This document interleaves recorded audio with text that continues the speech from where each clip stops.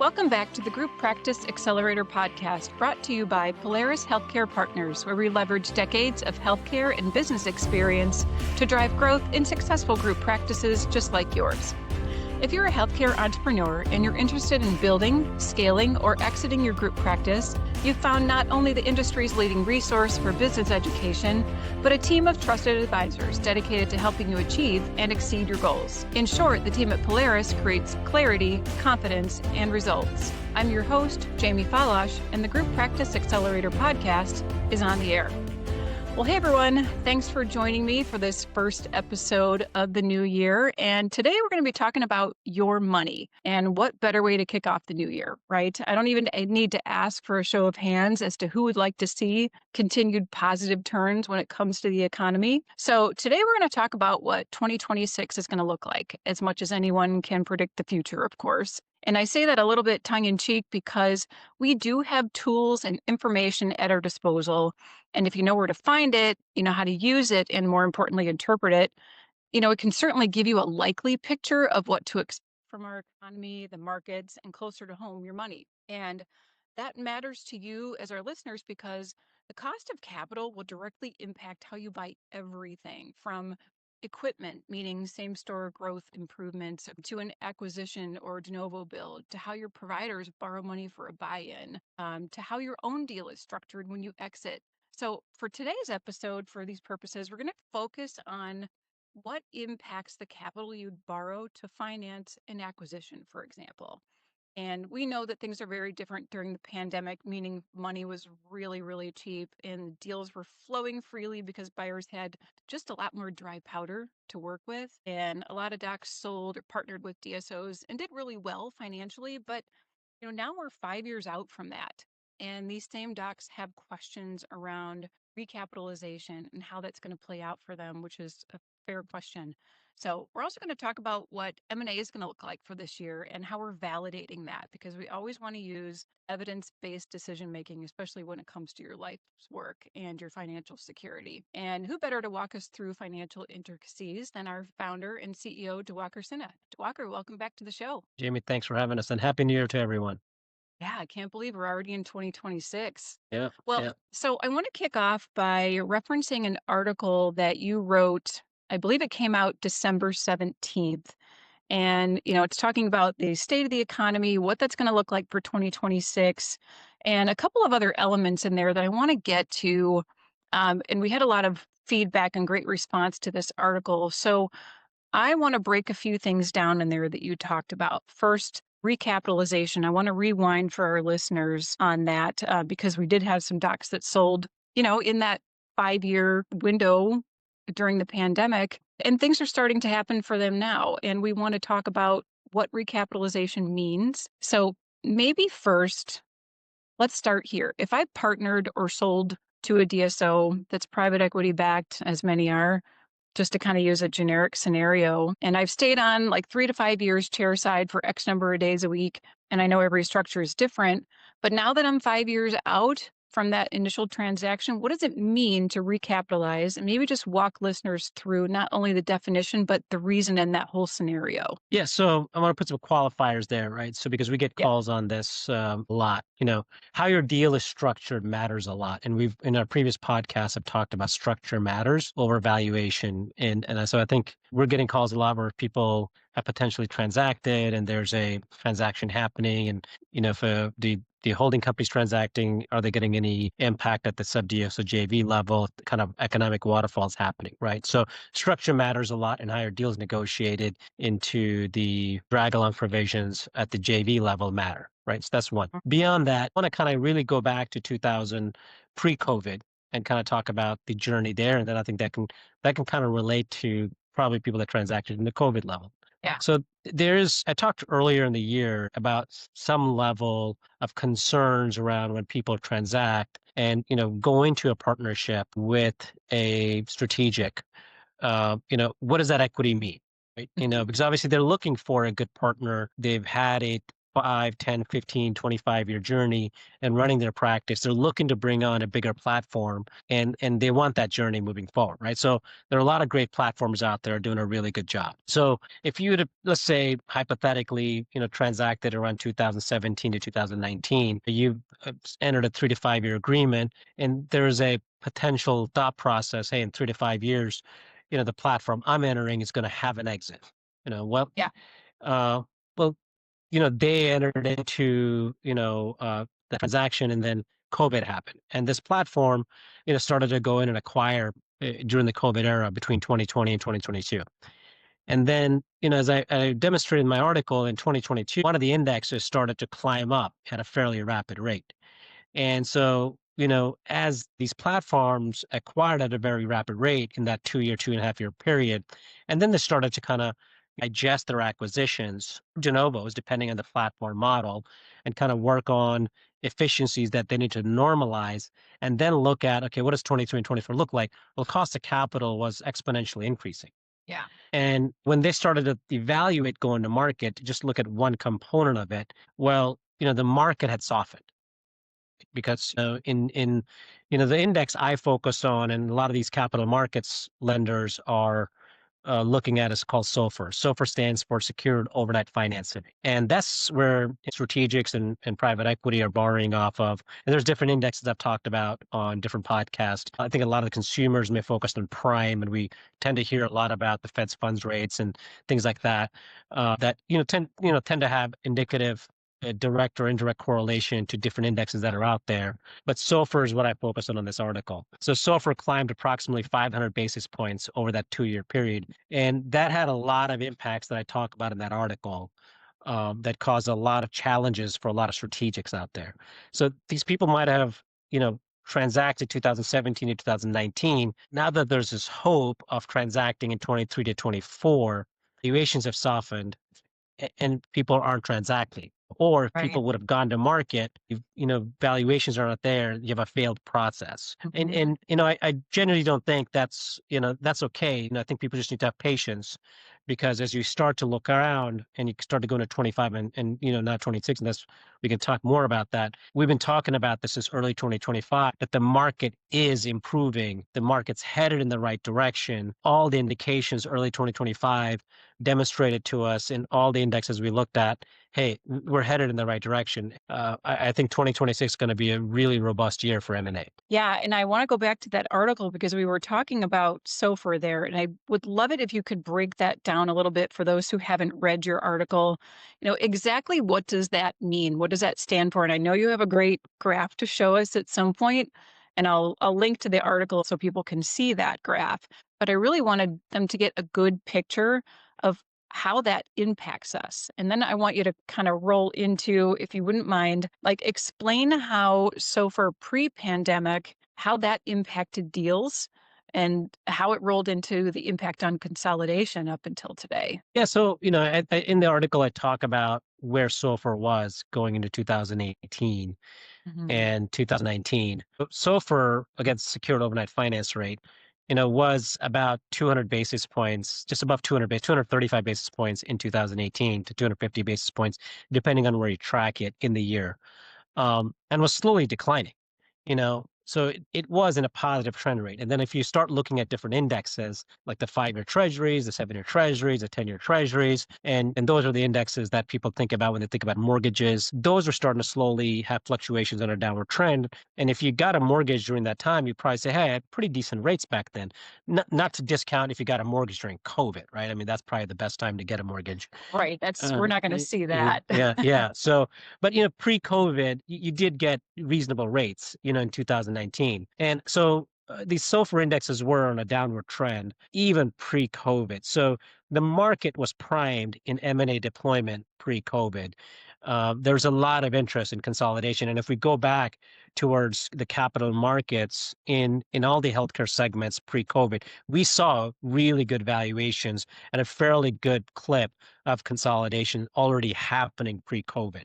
And we saw this like 3-month window where consolidation stopped, M&A activity stopped with COVID. I think there's a freeze moment. People are just trying to understand what's going to happen with the pandemic and all these things. And then the moment we start to kind of get our hands around it, the market started to open up and the floodgates opened up. So, pre-COVID, the market was already there. The M&A activity was already happening. I just want to restate that the market Yeah. was primed for it, independent of COVID. Not that we have all the deal volume. The market conditions were really positive there, and I think people will go back to valuations in 2017, 18, 19. They will see some really good valuations happening up and downstream in the market of what was going on there. So all the data points are already there. Yeah, and I'm really glad that you brought that up because I think that there is a misconception among some that, the pandemic hit and things changed like that. Well, that's not true. We know that things were changing in the few years leading up to that. So thank you for reiterating that. That's important. So then if we look at post-pandemic, like through 2024, let's go up to that point. What was the impact there on, deal volume and structure? Yeah. So, and I think in the article I outlined specific milestones of where SOFR changes, but around the end of 2022, SOFR starts to climb, at a fairly rapid clip. And I think the graph shows that, or the 2 year time frame and how it climbs. But the peak is around 530 basis points approximately on where the SOFR ends up. And the reason that's important is depending on the institutions that the strategics borrow from, they could have a cost of capital between, 250, 300 basis points to 600 basis points, depending on the cost structure that you are borrowing, if it's mezz financing, unitranche financing, or just typical senior debt that you might have in a middle market product. So, if you are borrowing, let's say during COVID era or just right after COVID era, where cost of capital is 0.01 and your cost of capital is 0.01 plus 300 basis points or 400 basis points. Let's kind of just to keep math simple. So your rate was 4.01%. And let's say you deployed on a strategic acquisition for $20 million. That's your capital into it. Plus you might have put in some equity into it. On that $20 million, your interest rate is what it is. But then 2 years down the road, if that cost of capital goes from 4.01% and now jumps up to 5.3% plus the 4%, now you're at 9.3% on that same $20 million in capital deployed. But that's one strategic acquisition you would have done. And that goes down even downstream to if you've done like a 2-location acquisition, 3 locations acquisition. So you have to look at that 2-year window and say, okay, what is a capital deployment per strategic, per geography, per market, and then kind of look at it on a bigger picture. And I think that's really where the issues came up. And, you saw some strategics start to, unwind their M&A team. You saw some strategics start to really focus on same-store improvement. And so, I think the interest rate rise really put a lot of downward pressure on the strategics to really say, hey, how do we improve operations within our business because the interest is climbing. And if you have $100 million in capital deployed that you're borrowing and cost of capital improved by 5%, well, that's, $5 million in annual debt service and just interest alone that you're paying out there. Right. Yeah. So that's a lot. Right. So, and if let's say your EBITDA on that $100 million in debt deployed is, let's say $25 million, where $5 million is just going into the increased interest expense, not even the baseline interest expense you might have on top of that. Wow. So I just think those are important things to consider. Those are some of the things that these strategics had to focus on. And as they started to kind of work through those challenges coming out of it, and kind of smooth out their operations. And kudos to everyone that did. And I think they started to, they worked through those issues. They went through their operational efficiencies, and coming out in 24, 25, as SOFR started to improve up, said, hey, we're doing really well. We're understanding what methodical acquisition needs to look like or de novos needs to look like. Pricing conditions are improving. Now we're starting to see some breathing room, a lot of cash on balance sheet. We are going to, move forward. We have all this dry powder that in 23, 24, we did not deploy because we're focused on existing operational improvement. So you have all this pent up demand that is available going into 25, 26 that just because softening conditions are there, I think 26 is just right, for deployment of capital. Yeah, and what better time, when money just was astronomically expensive than to keep things in-house and really, like you said, reflect and what can we do within our four walls or within your platform. Of course, we're referencing larger groups or even emerging groups there, but to really streamline operations and get things in just the right shape for when the economy does turn around and money doesn't cost quite so much. So, and with that, let's talk about the shifts in 2025. What we saw, you and I talked about this on several podcasts actually. So I'd like to kind of go back and review what we saw in terms of those shifts in 2025. And then let's start taking a look at 2026. Yeah. So, I mean, in 2025, we saw the, M&A markets really start to open up a little bit, right? We saw buyers starting to, add M&A team. We saw significant additions in the M&A team from a lot of strategics. We saw that from a sponsor's lens, which is, when I say sponsors, in my article, I mean private equity groups. We saw a lot of it, kind of rehiring of the M&A team, number one. That kind of showed the people are starting to look and say, hey, we need to start deploying capital. And that's typically like a leading indicator to say, okay, people are starting to get back on track and we want to start deploying capital. Yeah. In addition to that, we started to see people say, okay, hey, we're not going back to the 2020 deployment of capital of structure and there's not going to be a buying frenzy in a lack of a better word, because I don't think people want to be loose in their structure. I think candidly and we are a sell side firm, not to discount, I think there's some structures done in 2022 that may not have been responsible. So I think going into 2025, 2026, people are responsible and how they structure these deals. And I think we do need to be prudent for how we think about the market going into the next 5 or 7 years and making sure as we structure these deals that they're responsible to make sure that the platform is successful and even the clients are successful, long term. So I think, the market is shifting. People are attracted to good operators. So businesses that are performing really well, valuations are improving. We saw that at the end of 2024, a single digit EBITDA business got almost double digits in valuation. So I think even end of 2024, we saw the market tick upward. And even in 2025, we've seen really good valuations in some of the deals we've taken to market that have been, really, inspiring that, we to see that, people have the desire that if you have a good business, you have a good operator, you have a good leadership team that can demonstrate that, they can take ownership of a market and continue to grow that platform, that you have a bigger operator that's willing to work with that, structure the deal correctly, and pay the right valuation for that platform. All right. So we're talking about a lot of changes and positive changes, of course, which we're all excited about. But let's talk about the evidence that we're looking at that supports that optimism. You had a graph that you showed me when we were talking about this episode and talking about your article, because it's in the article as well. And I want to add that to our show notes. But let's talk about how that looks with our listeners. I know you can watch this on YouTube as well, but you'll have a copy of this graph. But let's talk about that evidence a little bit first. Yeah. So I think in 2024, it was approximately 5.3%, plus or minus a few basis points on the higher SOFR index. And right now it's approximately 150 basis points lower, and it's slowly been going down. And I believe it's about 75 or 80 basis points higher early in 2025. When we started to say market is declining slowly here. Like when I say declining, the SOFR is declining, which means it's actually a positive indicator we're headed in the right direction. So this 150 basis points reduction since the peak of the market in 2024 is really attractive. And even in the last few days since we released the article, SOFR has been declining. So, Good news. So it's a positive trend that, when I say declining 0.01, it's about 0.01 when you start tracking that over, a 30-day period, a week over a week, that's a positive trend. So, Sure. the small changes here and there do become over a course of a year a positive trend. So I think that 150 basis point reduction over the last year and a half is a good change.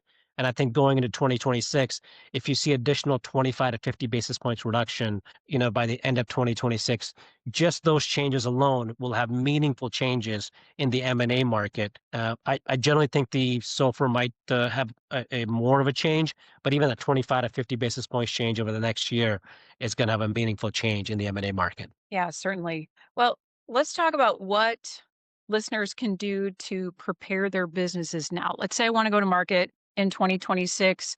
I'm thinking, end of Q2. I know that's quick, but if I'm thinking about it, what do I need to do today to prepare? Well, I think that first of all, make sure you're ready for a partner. We always say that, like look at your business and say, am I ready for a partner? That's been our motto. I think probably going to early 2025 and 2024 in all our podcasts, because I think partnership's a very exciting thing when you're ready for one, and especially going to roll over some equity, and you might have a 3-year process, a 5-year process after that, and that. So I think that's one. Give us a call to understand and say, okay, where's my business today? Here's where I was headed, and what does my journey look like in this process? Depending on the size of business, right? You're going to have a 4 to 6 month process, a 6 to 9 month process, or a 9 to 12 month process. And when I say those 3 qualifiers, that could be a 500,000, $1.5 million EBITDA, $1.5 million to $3 million EBITDA, or $3 million to $15 million EBITDA, right? So depending on the size of the business, those are going to be the qualifiers. The larger the EBITDA platform, the longer the process, because that's could be a strategic, could be a sponsor deal directly, and also early in the process, we need to start thinking about what is the cultural philosophy you're looking for, what is the clinical philosophy you're looking for. I think everyone focuses on EBITDA, and I think that's great to understand where EBITDA stands. But I think one of the things that hopefully people take away from this process, when we think about when people did not have a capital event, in this process of what COVID caused and SOFR indexes climbed, is that, you want to make sure that when you have this transaction, if you are stuck longer for more than 5 years, that you actually like the partner you're with, and so, Yeah, critical piece. so I generally want to make sure that, we align those interests, for our clients to make sure that those philosophies match up for both sides. And also Yes. for the buyer side, that, the client that we're bringing to them is philosophically the right client, clinically the right client. And I think if you can make that, I call it a marriage, a win-win, then I think those 2 businesses perform really well together, and can have an exponential outcome for both parties. Yeah, and that's one thing I really love that you do that for our clients and really make sure that the philosophies, the vision, the mission, all that lines up because that is a long time to spend with a partner and you've got to have the same goals in mind or you're not going to get what you want at the end of the day. So thank you for this great discussion. Again, Diwakar's article came out December 17th. I'm going to link it in the show notes along with some information about SOFR and the graph that we were talking about, because I think taking a look at that visually can be really impactful. I know for me, we were having this discussion,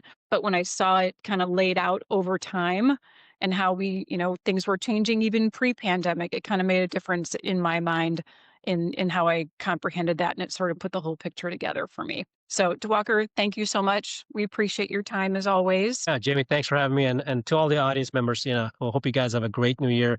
2026 is, looking really positive.